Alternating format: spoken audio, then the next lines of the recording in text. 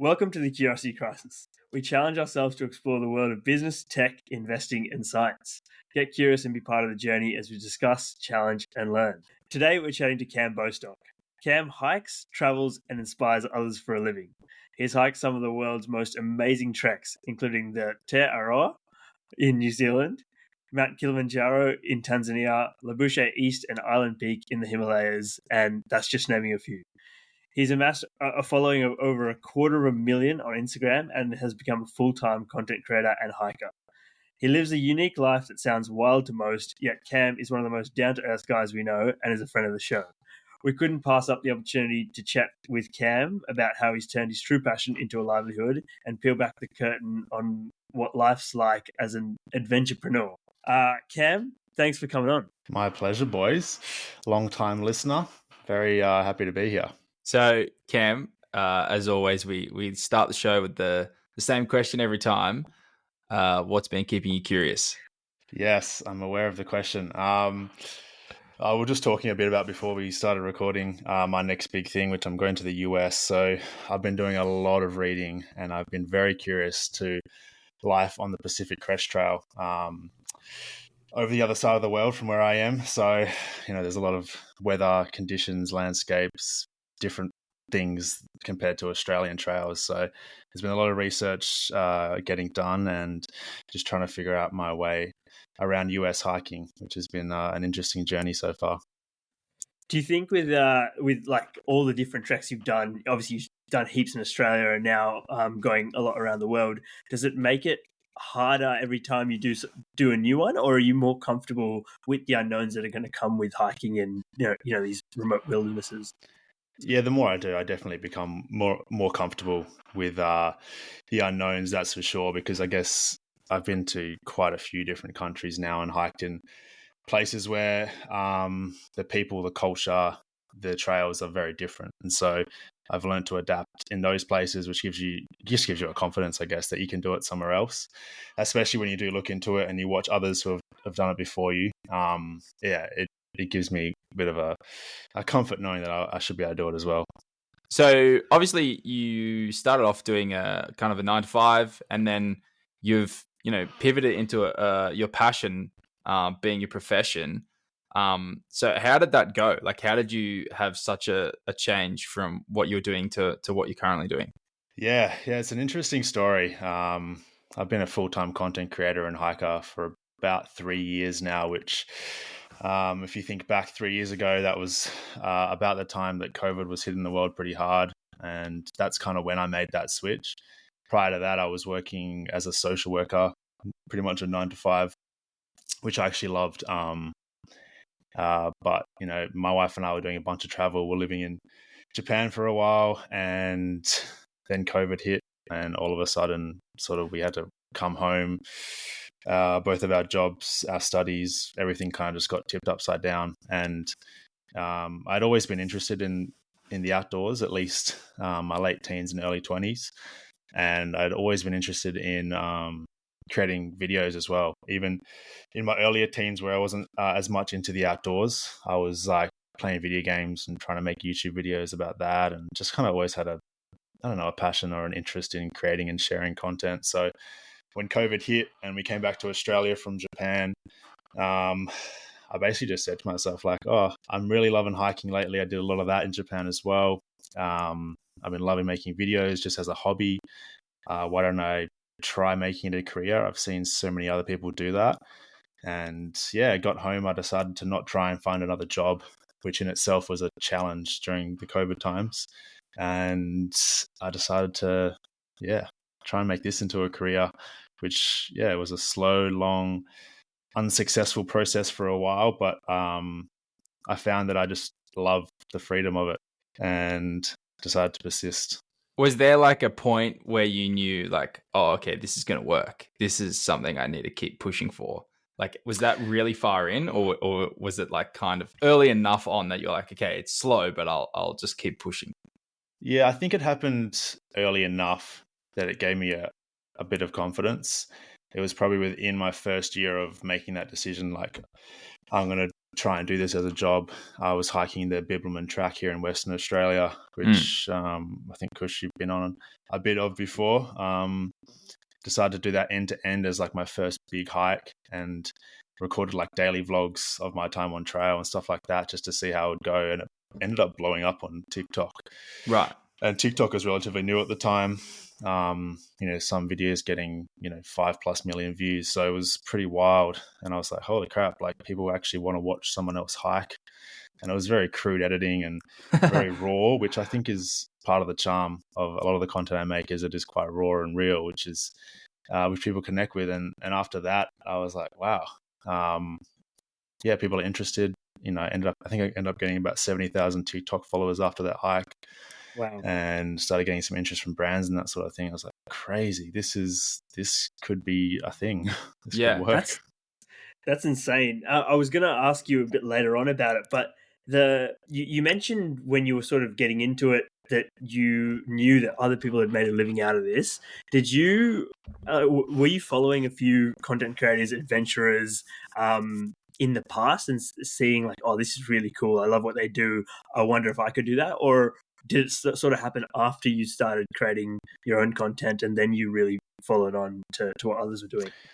There were definitely a few people that I followed. I don't know if you guys know of Bo Miles. He was probably one of the first that I followed early on. Yeah. He's more of a your way, I think. The backyard adventurer, does some crazy cool expeditions and whatnot, and a real true Aussie bloke. And I love watching his stuff. And I was like, he's just himself, and he just does cool stuff outside. And I'm like, if I could do something like that, why couldn't it work for me? But I wasn't even on Instagram really until I decided to do this, after COVID. And so it wasn't until I got on Instagram, started posting myself, same as on TikTok, that I started really discovering that there were actually a lot of people doing it as well, and proving that it was possible. And so that was a huge source of inspiration along the journey as well. So Bo Miles is a little bit different because he doesn't do like just hiking. Obviously, you kind of appeal to a similar like kind of audience, but he does all kinds of random stuff. But did you see his content and you're like, okay, there's definitely an appetite for this, even if I specialize in hiking? Yeah, definitely. I mean, people. He does a lot of stuff outside, which that's me. I love being outside. Hiking is sort of the path that I've become really passionate about, but anything outside I loved. And I saw that he, the fact that he was doing so many different things, it wasn't just like he was sticking to one specific niche, and he was still had a huge following and a lot of popularity. And I think people just followed him because of him and his personality, and he just happened to be doing stuff outside. And I was like, that's sick. Yeah. And I have focused more on hiking as I went, but I've sort of tried to emulate a bit of what he's doing by just being raw and real and just being me while out on trail and showing people the world. Yeah, that's awesome. I think people definitely relate to that, because also it shows that you're just a human, but you're getting out there and absolutely having a crack. And I think a lot of people, I mean, I'm sure you have the closest insight into this through your Patreon trips and stuff like that, that people want to get outdoors more and want to explore what's out there, and appreciate that you've done it and you're just you out there. So I wanted to ask, and the reason we wanted to ask about the other content creators you might have followed before. So obviously you love the outdoors, but how did you turn it into a career? How did you learn the business side of it, essentially? Yeah, that was definitely a long and tedious process, learning that side of it. I guess when I started, I was pretty naive about it all. I just thought, you make videos and somehow you make money. What I do is pretty much a business, I guess. I don't consider myself an entrepreneur at all, but I am essentially running a business. There's expenses and there's income, and learning how that all worked and how to make that financially viable to live and to pay for life was a very slow learning process for sure. And I think the first couple of years I was hopeless at it, but in a way you got to fail a lot to succeed at anything. And so I'm still on that journey as well. Like my least favorite part of what I do is admin and the invoicing and the taxes and the finances for sure. But it's been a matter of, I think, surrounding myself with people that are in similar worlds to me, and just trying to learn off them and research as much as I can to learn the back end of it all. Because it would be nice to just be able to go walk a trail and post a reel and get paid for that. But there's a lot more to it. Working with brands and sponsorships and invoicing and negotiating rates and all that kind of stuff that goes on behind the scenes. That's for sure. And I guess also the balancing of it, where if you're out on a trail somewhere, you can't be doing finance stuff very easily when Not at all. You have no signal and you're like at a campfire or whatever. Yeah, 100%. Definitely I learned makes it that harder. last year. I was in New Zealand hiking for, it was about 3 months in the end. And I was trying to do all of that while I was on the trail. And I realized it was just impossible. Trying to talk to brands and send invoices from the middle of nowhere in South Island, New Zealand and stuff like that. And so I think I learned a lot. Literally, it was wild and stressful as well, which is not what you want when you're out hiking. So this year, heading to the US, I'm doing this big hike in a similar vein, and I've really tried to avoid as much of that as I can by not taking on too much commitment in that regard before I go. So before we move off it and move on to some of the other more potentially more fun stuff that you love doing, you're like so generally the breakdown. I know you've been asked before, and you've done reels on how you make it a living, but generally it's through brand sponsorships, your Patreon, and then other partnerships like other trips and stuff like that. Yeah, what's the general I'd say probably breakdown? about 80% of my income is through brand sponsorships. So brands sponsoring a reel or a YouTube video or whatnot to promote their products. That's where most of my income comes from, and that's mostly on Instagram, I would say, which is pretty cool. And I've got to the point now where I'm blessed to be able to just work with all my favorite brands, and like it's a dream come true because it's gear that I would already be using, but now I get paid to sort of share that with my audience, which is something that I would probably already be doing. So that's pretty cool. And then probably about 10-15% of my income is from Patreon. For those who don't know, it's like a membership platform where followers can support creators financially, I guess, in exchange for a bunch of rewards. So that's been a cool one as well that I've built up over the last 3 years. I started it pretty early on. And for me, it was, mostly about just building a community of kind of close-knit people that really believe in what I was doing. And it's been ultra successful in that sense. I've made some of my best friends through my Patreon, which is crazy, and hosting trips with people, getting people outside for the first time ever, overnight hikes and that kind of thing. It's been really cool, but it's also, made a significant part of my income now. And it's especially significant because it's consistent, unlike stuff like brand deals where, 1 month I might get, a handful of brand deals and make a good amount of money. And then I might go 2 months with nothing. It's a bit hard to predict. Whereas the Patreon, I know how much I'm going to get every month. It's kind of fairly consistent. And then I make a bit of money, through a few other means like licensing media to tourism or stuff like that, affiliate marketing, dribbles here and there. How do you keep it sustainable? Like not just financially, obviously we've been talking about that, but in terms of like the other stuff in life, you have to travel for a lot of these hikes. You've got family, you've got relationships, and then also like the physical demand. So that New Zealand hike, for example, it took you months. How do you kind of manage all of that so that it is sustainable and you don't get totally burnt out and then have to take weeks and weeks off? Yeah. I mean, that's a tough one for sure. I mean, I think it helps that I love every aspect of what I do, which is, I think, the most important thing to avoiding to burning out specifically. I just love it. And so I could do this forever, all day, every day. But, you're definitely right. Like I'm away for weeks and months at a time. Sometimes I have a wife, I have family, which makes things really hard. It's helpful that, this is my job. So going away for a couple months and making income while I'm away, it's almost like a FIFO job, which is sometimes how we treat it. But but definitely got to find a balance there, and still am trying to find that balance moving forward as, things grow and trips get longer and that kind of thing. I'm very lucky to have the most supportive wife in the world. Since day one, she's like, yeah, don't need a job, Cam, just chase this and go for it, even though we're going to be broke for a while, and we were. She was all in on it, so it's been incredible to have that support. Same with the rest of my family.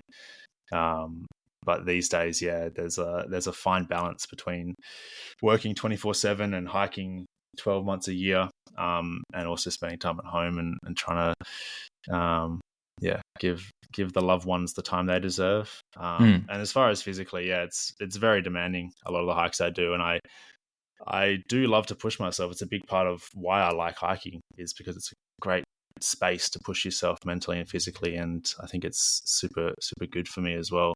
But sometimes I push too hard, and so I'm still learning that aspect as well of rest and recovery, as opposed to just go all the time. Yeah. I was going to say, because I mean, I'm sure there's a lot of work that goes in behind the scenes, like prehabbing stuff. Like, if this is your lifestyle, then for uptime, if I'm putting it in an engineering sense, like, you need to be making sure your body is absolutely ready to be hiking and producing this content and fulfilling the commitments that you've made. Just a quick intermission. Thanks so much for listening. If we could just ask a quick favor, if you could send this to a friend and recommend it, we would greatly appreciate it. It's easy to do and it helps the show out. Thanks. You're probably one of the most down-to-earth guys I know, but also you're probably one of the most popular and Instagram famous guys I know. How does the balance sort of work for you? Do you, this might be a silly question, but like, stay grounded through it all? Like, does life on the trail help with that? And is the Instagram lifestyle, does that ever get to you, or do you think it's normal outside of what's seen on Instagram and TikTok? Yeah, it's an interesting dynamic, because I would definitely not consider myself to be a typical influencer per se. Like, I think a lot of people that aim or do have a big following use that a lot as their identity. Like, oh, I'm the person who has a lot of followers or whatever. But in everyday life, it's not even something that I think about, honestly. It's just like, it's my job, I guess. And so, I do feel pretty grounded all the time. In general life, it doesn't really affect me in a way that some people would expect, I guess. Kind of on a similar vein to that. Like, so do you feel as though, like, you put on like a little bit of a persona? Like, not to say that it's like inauthentic or anything, but I just know that like a lot of content creators, and it's not like a negative thing, but they just like exacerbate all the parts of them that they do present on camera. So it's like, you're the same, but it's like you're only putting on, the parts that are like entertaining, and the other stuff, obviously you don't film. That's so true. I mean, I'm mates with a lot of creators, and that is very common, I guess. People exaggerating certain parts of themselves on camera because that's engaging or entertaining or whatever it is. And I think I definitely do that a bit, because in general life, I think a lot of people that know me closely know that I'm pretty monotone. Yeah. And often not super enthusiastic, even though, I'm not upset or anything. I'm always pretty happy-go-lucky, but I'm not very loud or, high-pitched or whatever, like a lot of what you see online. And so when I am filming or talking to the camera, I think I do have to up my enthusiasm levels. That's for sure. Otherwise, I do sound, I think, a little bit boring a lot of the time. Yeah. But in saying that, I think, when I'm on trail and I'm exhausted and things are tough, I simply can't fake it sometimes. And so I end up just reverting back to what I am. And I think people like it. People like you being you. People like it when you don't fake it at all as well. And so there's a bit of both in my content, I think. I know that you've definitely shown some of the hard stuff on hikes too, where you're like, currently this sucks, and you've shown that, and I think it's great content. Yeah, and I can attest to it. I mean, on the top of Mount Kilimanjaro, that was hard going, and we're struggling, but you also captured that, which is awesome. I think it's important to show the tough parts, especially because a big part of what I do is trying to get people outside. I want people to experience nature and the benefits that come with it. And it's not always easy. It's not always a walk in the park. So, if I could show a bit of the struggles that I have as someone who hikes a lot, then I think it's a good thing for people to prepare adequately and that kind of thing. And I think, doing tough stuff, like you can, as you mentioned, Kush, like getting to the summit of Kilimanjaro, we were in bad shape, a lot of us. But getting to that summit, like it's the best feeling in the world, despite how tough it was. And that's the whole point. It's going to be a lot of tough things that happen out on trail and in life. And, there's reward for it. It's worth it. And, it's worth kind of persevering through it. I absolutely love that. That feeds in for sure to our next question, I suppose. What, like, you do this, you connect with a lot of people through your work, through your Patreon, through the communities you create. What's your mission with it all? Is it something you think about actively, or Yeah, absolutely.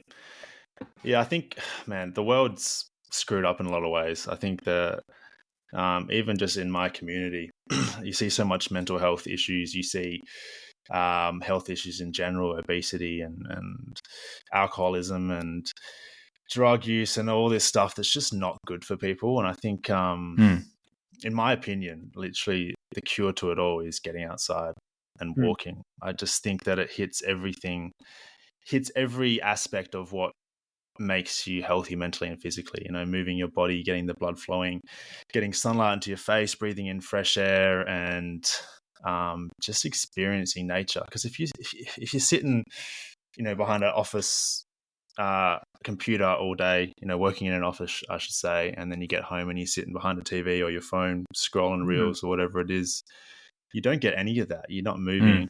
You're not seeing the sun. You're not breathing in fresh air. You're not experiencing what I would call like the real world, the trees and the birds and the streams and the mountains. And so I think a big part of what I do is showing people, for one, what life is like outside, through my vlogs and my experiences, and inspiring people to do it themselves and to show people they are capable of getting outside, even if it's small steps to start. And, I literally have had thousands of people message me and tell me they have gotten out for the first time because of one of my videos, and how much of a difference that has made.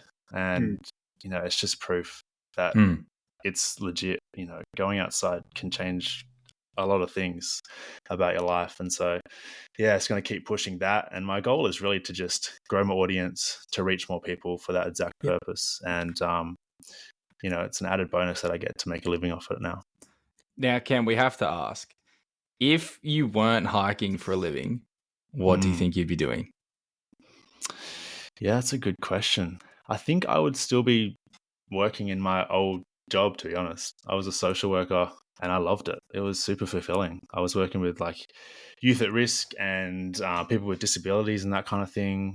It was like a one-on-one role, and I felt like I was making a difference in people's lives, which is, that's what I feel like I'm doing in my current, role as well. And I get a lot of fulfillment out of that. So I think I would still be working in social work in some capacity.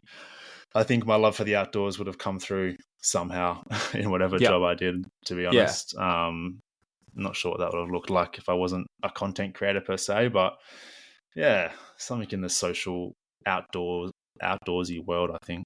I'm sure you still do a hike or two here or there. I think I'd still be getting outside. Find a way to bring it in. No, I totally agree with you. I mean, I attribute probably a lot of my mental health and the strength that I get for my mental health from the outdoors, and just getting out there and for me, maybe it's hiking, or maybe it's climbing, or just being out there and being in some sort of flow state and just connecting with whatever it is. I can't explain it, but it's just you come back and you've got a massive smile on your face, and you feel incredible, and if it feels good, do it, I suppose. 100%. Humans aren't meant to be boxed up and not moving. It's just not how we were made. And so, unfortunately, a lot of the world and the Western world have trended more towards that, I guess, these days. And so getting out can really flick a switch, I think, in a lot of people's brains and bodies in a positive way. The connection and like just having, if you're out there with someone else and you just have open air and conversation, like it's powerful. It's a simple recipe, but it's powerful. It's absolutely. I also think that like even if you're hiking with other people, there's always a little spans of time where no one really talks. And I reckon like just 5 minutes alone with your own thoughts is like so healthy. Like Yeah. often when I run, I don't listen to any music or do, and I'm just running. And So yeah, true. sometimes it's boring, but like, you know, it's good. You're just processing your day or your week, and I think that's also really healthy. Yeah, and I think a lot of people don't get that in everyday life, Yeah. or don't get it often enough. And so making time to intentionally have that space to decompress and reflect is huge. Yeah. Yeah. So we got to ask, somebody that makes content for a living, and lives that lifestyle. How do you think about how you've set up this lifestyle, this career? How much of it do you attribute to luck, if any, or do you believe very much in the compounding of effort over time? Oh, that's a good question. That's a very how I built this question. Promise I I didn't think steal it. that's a great question. I love it. I really think you create your own luck. Hey, like, yeah, I definitely think I've been lucky to be successful in this field. It is very hard to be successful as a content creator and make it financially viable. You have to have a bit go your way. But I think that hard work and consistency kind of just creates that luck over time. Like, it took me years and years to make livable income off what I'm doing, and I just attribute that to working my ass off day after day after day. I was lucky that I loved what I was doing, and so that wasn't too hard for me to work super hard. But I work more hours by far than I ever did in my full-time jobs in the past. A lot of hard work, and I think consistency is the big thing. Consistency over time when posting content. It's hard to crack the algorithm and crack the code really to being building a big following on social media. And I think consistency is the key, because you're constantly learning on what worked and what didn't. And one viral video isn't going to change much either. It's about putting out something consistently over the long term that's going to build some sort of success there. But I can't lie, I've been very lucky in multiple parts of my journey that have definitely jumped me up a step. See, I think that's such good insight for anybody. Like, my next question was like, do you think it's replicable for people with similar interests or a similar passion? But I think that's really, really good insight to say, in Instagram, like blowing up on Instagram looks cool from the outside. And I'm sure you do love your lifestyle and what you do for a living. Absolutely. But it is absolutely a job. Like you have to work at it a lot and consistently. And there's no, if you take time off, then take time off, I don't make any money. Yeah, so it is a lot of work. And in saying that, I do think it's 100% replicable, and I've seen it. I've seen people replicate what I'm doing, many times, and I've am currently in the process of helping out mates and people that I've met on through Instagram do exactly what I do, and they're successful. They do it, so it is possible, but I think a lot of people don't realize that it's very hard, and it's a grind at times, and you feel like giving up a lot, but persistence and consistency will pay off in the end. I heard a really good take on luck from someone, and they said that luck is like a train, and they come and go, but you don't know where it goes unless you get on. And it's that sense of like, it's hard work that presents the opportunity to then get access to that luck. And so it's like you said, you make your own. And that's huge. And that's, a similar thing is something that I've really tried to embody over the last year or so. And that's saying yes a lot more often. And that's, that's like the train analogy, actually getting on that train to see where something ends up. Even if it's, something that you might not think you're going to enjoy, or might not think would be profitable, or you might not think will turn out in a positive way. Actually just taking a chance a lot. And that's what I've been doing over the last 12 months, which has been huge, I think. What's next? We talked a little bit off air about your trip to the US, and I guess you mentioned it here as well, that really big hike. But what other big plans do you have, trips, in regard to business or, I guess, your brand? What are you looking to do next? Yeah, the US trip is the next big thing for sure. It's going to be the majority of the rest of the year, about a 4-month journey, hiking the Pacific Crest Trail. So it's going to be hopefully a season of growth. I'll be creating content every day while I'm out on the trail, which is, it's always challenging, but absolutely love it. And then, past that, I'm not really, have any major plans locked in. This is kind of like big one that I'll get through and see where I end up. But yeah, lots of other stuff in the works. Something that I really have learnt the importance of over the last few years is like recovery and treating my body right, especially when I'm on these long hikes. And so sleep is a big one. Nutrition is a big one. And I've been working on a nutrition brand actually, which would be really cool. Going to be testing some of our first sort of beta products on this hike in the US. Oh, wow. Which is That's pretty exciting cool stuff. Yeah, so working on some cool stuff. Stay tuned for that. But that's a bit of a teaser. I like it. It's a bit So of a there's no teaser. more details right now? Nothing's locked in, but I will be sharing Okay. more very soon. That's for sure. So keep You an eye heard out it for here that. first. You heard it here That's first. that. Yeah, lots happening. Mate, I love that. One thing I actually heard really recently, and I'm actually very curious about it, which you just said, is like, rest is really important. One thing I just read was rest is productive. And I've never thought about it like that, but it's like, that is so true. And for you, I'm sure you'll, if you don't already appreciate it to the nth degree, you will on this 4-month mega trip. Like, that's insane. Rest and recovery. 100%. That couldn't be more true on a through hike like I'm doing in the US. If you don't sleep right, you don't recover, and then your progress is instantly halted. And I found that happened to me a lot last year in my big New Zealand trek when I started lacking in sleep and nutrition, micronutrients, that kind of thing. I started getting injuries, I started slowing down, started lacking energy. And so it's a big priority for me on trail, but also just in life, I guess, to try and be as productive as possible. So I guess if a listener has been, listening to our discussion and they need a key takeaway from this interaction and what we've been talking about from you, what would you give them? Something in relation to what you're doing, Cam. If you don't already, go outside a lot more often. I love it. That would be 100% my key takeaway. I think you'll gain so much more clarity and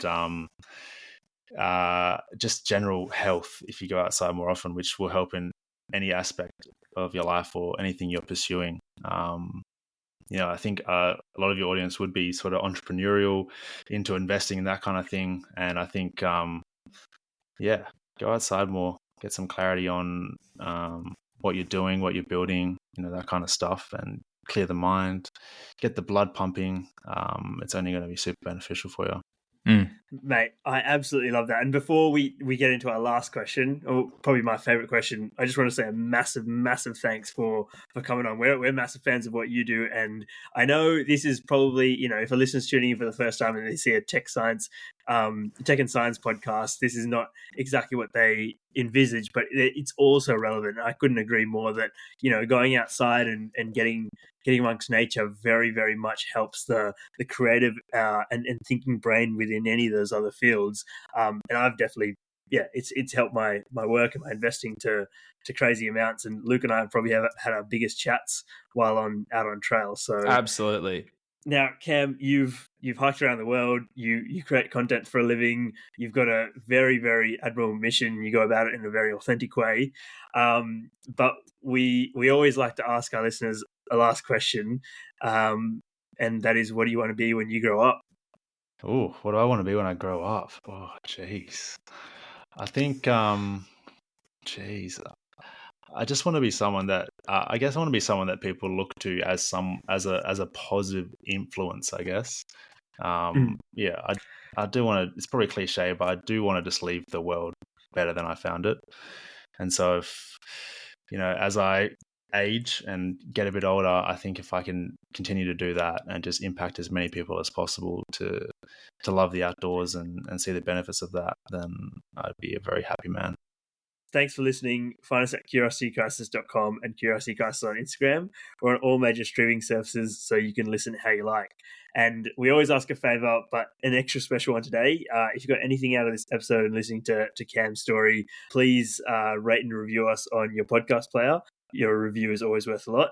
So thank you for coming on, Cam, and we'll catch you on the next one, guys.